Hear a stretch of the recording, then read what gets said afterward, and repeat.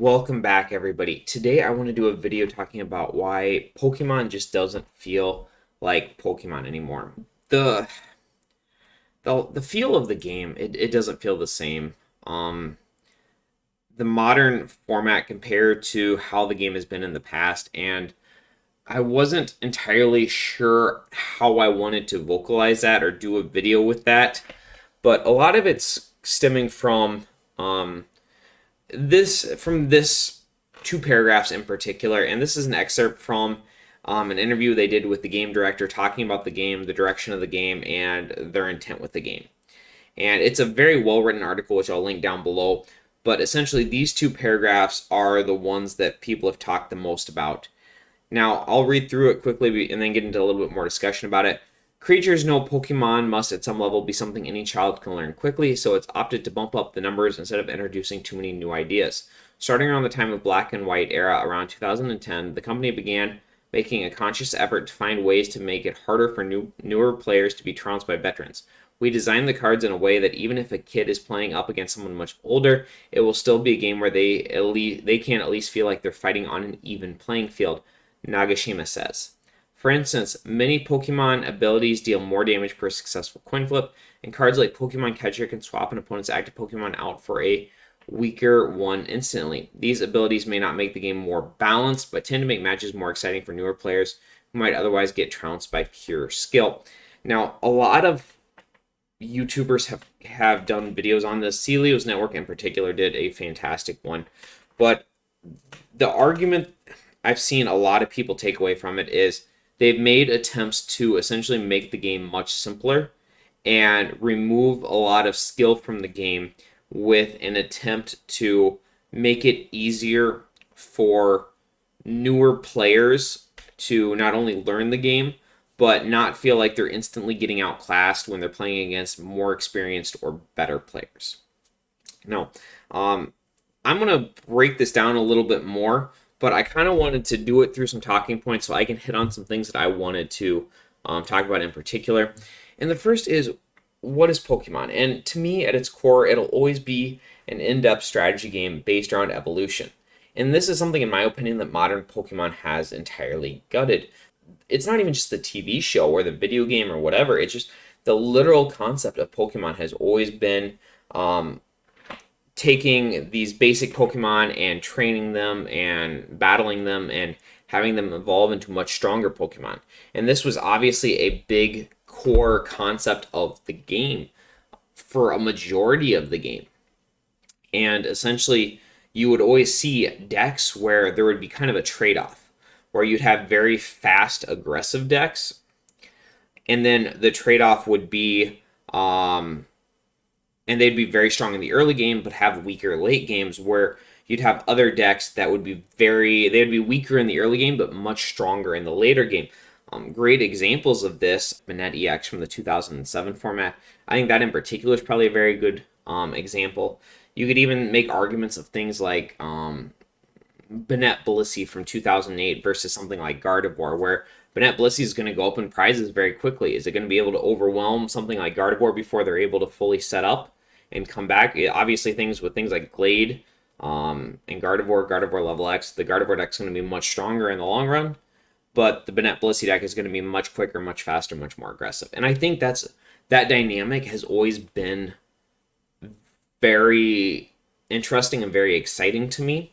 And it's something that the formats have not always gotten it perfect. There's definitely been formats where I feel like the fast aggressive deck is too good, and I think there's other formats where the slower setup evolution deck is much better. And it's something that modern Pokemon has almost entirely gutted, because essentially they made the strongest Pokemon also basic Pokemon. And not only the fact that you put the best attacks on basic Pokemon, but on top of that, it is much less space. Like if you take, and we'll talk about it here in a little bit, but if you take like a Pikarom deck, for example, Pikachu Zekrom has a much better attack than, say, a Stage 2 Pokemon. And on top of that, you have to put all this work into setting up a Stage 2 Pokemon, where Pikachu Zekrom is just a basic. And on top of that, deck space, so much more deck space has to go into play the basic, the stage 1, rare candy, if you play that, to get the stage 2 out, where Pikachu Zekrom is literally just quick ball, bench, and it's right there. It's just so it's literally one card versus a ton of cards you have to play the stage 2. So it literally, you don't even have that incentive in most cases to play slower stage 2 decks than just playing fast, greedy, aggressive basic decks, and that's basically what the format in modern Pokemon is. Pokemon pre-2012 was largely based around evolutions and teching for particular matchups. We saw this, great examples of this are things like Blossom in 2004. And even in later stages, things like playing, how many counter stadiums are you going to be playing? What stadiums are you going to be playing? Stadiums in particular were very, very important. We see this in 2008, which is once again a great example. Teching things like Muck can swing matchups easily 20%. If you're playing a Gardevoir mirror match and one player plays Muck and the other person doesn't, it swings the matchup at least 20% for just playing this little 1-1 spot. The exception to this is going to be SP decks, which got a pretty free pass due to how easily techable they were and the skill necessary to play them at a high level. Even though SP decks were basically basic decks, the interactions with them were so skill-based, and there were so many different ways you could build them and so many different ways you could tech them for different matchups. They basically got a free pass compared to some of the later large basic decks like Virizion Genesect, for example. And then Pokemon post 2012 was largely based around maximizing your odds and creating a particular game state. And I talked about this a lot in the past when I was talking about when I built my Darkrai Mewtwo deck for Worlds. Teching for matchups was not even a thought for me. I literally built the deck as the most straightforward, consistent deck I possibly could, with the idea of maximizing my odds of hitting a good turn 1, turn 2, and turn 3 to the game. I wanted to have teching for a Darkrai mirror match meant considerably less than getting the first Darkrai. So I would always maximize my odds of hitting the first Darkrai. See that in modern Pokemon even more so. It's only gotten more and more about maximizing those first couple turns of the game, when essentially games can easily only last 3 to 5 turns. I got a Snapchat from Ruel Reddy this past weekend talking about his top 8 deck from the event in New Jersey that he went to, and it was a beautiful deck list. There was absolutely nothing. It wasn't heavily teched out for stuff, and it was just his lines were, I believe it was like 4 quick ball, 4 level ball, 4 like the evolution sense. It was so heavily teched to getting those good first couple turns of the game, and obviously it worked very well for him. I think he went 7-0-2 in Swiss, and they split top 8. And you see this impact on deck building, and this is just a prime example of it. And I took my Blaziken list from 2004, and then Zach's. I sold this from Zach Lesage. This was a Pikarom deck that I believe he did very well at a tournament with. But essentially here, you see just his Pokemon lineup. It's a very thin, I believe it's 14 Pokemon, all based around just getting the best turn 1 he possibly can, getting that Pikachu Zekrom out, and using the attack. His trainer lineup is super straightforward. Once again, maximizing those odds. 4 Quick Ball, 3 Cherish Ball, 4 Switch, the Juniper, the Marnie, and then his techs he's not teching for a particular matchup. They're very straightforward. Just, I don't even know if I'd call them techs. Things like Reset Stamp, Big Charm, the 1 Chaos Swell. But it's all about just maximizing those odds of hitting a very good first couple turns of the game. And then on top of that, he's able to get away with such a thin Pokemon line because he's not playing any sort of evolution cards in the deck. Or something like Blaziken, for example, we have the Ditto in there for Gorbis. That Manectric, well, it's a little bit slow, is going to reward us. We're able to use Volcanic Ash every single turn. We have that Blossom in there to help heal off damage. And essentially, you have a much slower deck, but the trade-off is you're going to have a much stronger late game than, say, something versus Magma, where with a more current Pikarom deck, Pikarom could be just as strong on the last turn of the game as it is on the first turn of the game. You don't get rewarded for playing a slower setup deck than just playing a quick speedy basic deck. and these are some of my beliefs. I think it's new mechanics are important for a game. Pokemon's been around 25 years. You can't just recycle the same content over and over again. You can't just basically print your eighth Claydol and just keep throwing the cosmic power under a new Pokemon. This year we'll print it on Espeon or something like that. You can't do that. Games have to change. They have to adapt over time. It's a necessity for survival. And then variance is good for a game. It makes it exciting. I know a lot of players complain about variance. And I think from a top tier competitive standpoint, it can be very annoying. But from an actual playing standpoint, I think it can be very, very exciting. I think you can sit there and, I mean, obviously, if you have it where every single game is just a ton of coin flip attacks, yeah, that's very bad. But I think when coin flips in general, I think when it requires like a risk versus reward ratio, there is a skill level with that. For something like take Pokemon Reversal in 2011, for example. You played a card that had a coin flip effect. If you got tails, you got nothing. But if you got heads, you got this awesome ability. And then you'd have situations with like Junk Arm where it's like, okay, should I Junk Arm for a Pokemon Reversal?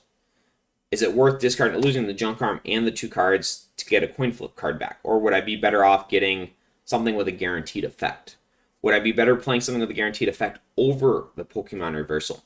And some of those talking points, not only in deck crafting, but also in actual playing, creates a certain level of skill there. And I think you constantly have to do those risk versus reward ratios. What if I get heads? Okay, what kind of position am I going to be in? What if I get tails? How bad of a position am I going to be in? And how is that going to affect my overall game plan? And I think the other thing that I want to add is games in general should shoot to have, you want games that have a very low. I, for the life of me, could not figure out how to play the game. I mean, I could get the basics down, but it was so complex with so many different rulings and interactions, and the decks were so complex. And to try to learn that without physically having somebody right there by you walking you through it is near impossible. And that's somebody with my experience level.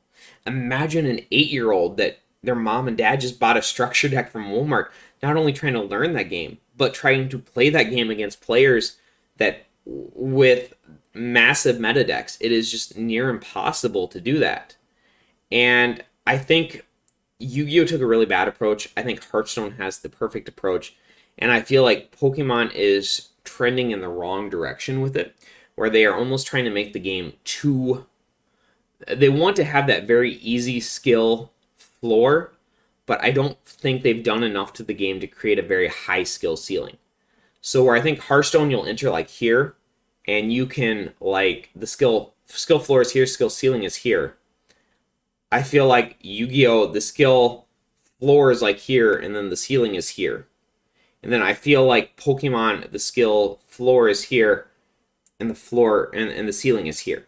I just don't feel like you have as much space there as you do in other games. And I would like to see the game grow to the point where you still have a very easy to learn game with the skill floor, but the skill ceiling is much higher. And I understand why certain things are necessary. Imagine taking somebody to their first tournament and their first game is playing against Jason Klaczynski playing Mulock. They're never going to want to play the game again. And some formats are very bad about this. RS to PK, I think, is an outstanding format. It's not a good format to teach new players because there's a lot of decks in that format that don't actually let you play the game. They're very skill-based decks, but they're very annoying, very frustrating decks to play against. But at the same time, though, you don't want the opposite, which is where basically the standard format is right now, where it's my big guy hits your big guy. And I will say, I feel like the game has come a long ways. It's not like 2014, where it's just stupidly simple, where my big guy hits your big guy, and we'll throw some hypnotoxic lasers in there for good measure. I feel like the game is getting back to the point where it has abilities and there is different ways you can tech decks. Continuing on here, I think big players are good for the game, but overly dominant ones are not. I think having big name players, your your top players like Azul, your and Pablo, your top um, YouTube stars, people like Celio's Network that put out fantastic content. Stuff like that is good for the game. You want those recognizable players. I think it's great when little kids want to go to tournaments so they can meet Celio's Network. I wish the company would even do more to sponsor that. And they've done things like Andrew, and where he'll come out and he's on the Pokemon website now. Ross is on the Pokemon website doing articles, things like that. That is awesome stuff. Keep doing that. Keep pushing that sort of stuff. But you also don't want to have it where the same just couple of players are winning every single event and nothing changes. You want people to be able to have a goal, something they can grow towards, something they can work towards. And then big flashy cards push sets. I love what they did with a lot of the set design. But those big flashy cards is what pushes sets when they print 3 different variations of cards. I think that's awesome. Like your full art supporters. Like if you're just wanting to play the game, go buy your $1 Marnies. But at the same time too, people can go out, get their very cool full art Marnies that are like $40 each. Like that pushes sets. Like that encourages people to buy boxes. There's more in circulation. Cards in general are just cheaper. That is good for the game. It's good for players that, for competitive players. They can turn around and they can sell their boxes of cards. If you're giving out boxes to players as prizes, they can turn around, open that up. Hey, I already have my playset of Full Art Marnies. I don't need it. Okay, I can sell it for $40, $50, whatever they're going for now. I wish there would be more cards like that, where it's not always the big flashy stuff players get excited about. Have more commons, uncommons, regular Pokemon that aren't like VMAXs and everything else. Like have those be stuff that's not only playable, but people can like pull and be like, oh, okay, at least this goes in a deck or something like that. And the game needs to push new mechanics. And Celio's Network did an awesome video on this, talking about things like power creep as well. But I think the different mechanics that Pokemon does is awesome. You have EXs, level X's, and the mechanic and the differences between that, level X's, you had to be active to evolve it. EXs, they take 2 prizes. Now you have 3 prize attackers. Your once per game attacks, things like that. Those are all good. They keep the game interesting. They keep the game fresh. I'm gonna say, once again, if you're pushing new ideas over 25 years, they're not all going to be winners. You're going to have some bad ideas in there. You're going to have some mechanics that just don't work. But I do think trying different things is important. And to be clear, I don't hate the modern game. I think the game is still a lot of fun. I've been spending the last couple of weeks on PTCGO playing Ice Rider, and it is a lot of fun to play the game. There is still a skill gap. I do feel like it's been significantly reduced to largely removing deck building from competitive play. And once again, as the article said, I think a very conscious attempt by the company to simplify the game and to really lower that skill floor so it's easier for newer players to enter into the game and to simplify the game. And I think, honestly, the company wanted a game that could be played as a best of 3. Those of you that remember when they first did the best of 3 rules, it was awful. They gave you 50 minutes and you'd finish one game, maybe 1.5, and the second game was kind of pointless because whoever won the first game would just slow play you. Or maybe if you got really lucky, you'd each win one game and then you just get a tie and that really didn't do anything. So then you'd flip a coin and then a judge would see it and you'd get banned, and it wasn't good. It just honestly was not good. And I think the company really wanted the best of 3. And I think something they intentionally did is pushed card design to a point where games would be played much quicker. Their overall goal is saying, yeah, we're going to make the game simpler and we're going to make the game faster. But to do those two things, the trade-off is we're going to try to design it to be played as a best of 3. So while we're absolutely increasing variance by doing those two things, we're going to try to offset that by always having our tournaments as best of 3. I wish there was a way to have a best of 3 without trying to simplify the game or make it play that much faster. I don't know if there's a good answer for that. I feel like the game is heading in a good direction. I think the game is considerably better than it was in, say, like 2014. I just really hope the game gets back to a point where they start making the game more about evolution again and more about how decks interact with each other. And deck building is more about teching for different matchups and stuff and get away from my big guy hits your big guy and my really big dude hits your really big dude. And if you whiff even a little bit, you lose by turn three.